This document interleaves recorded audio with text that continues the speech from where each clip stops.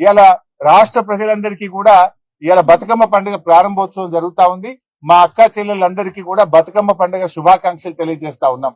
ఇవాళ పల్లెటూళ్ళలో కూడా ఏమైపోయిందంటే కనీసం బుగ్గలేసే పరిస్థితి లేదు. జనరల్ గా తల్లిగారింటికి పోతుంటారా మా అక్క చెల్లెలు.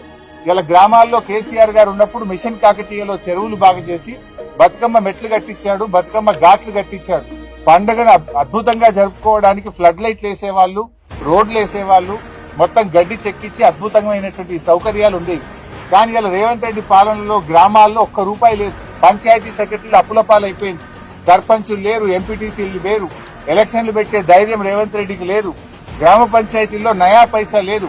కనీసం పండగ పూట కూడా కాలిపోయిన బుగ్గలేసే పరిస్థితి లేదు.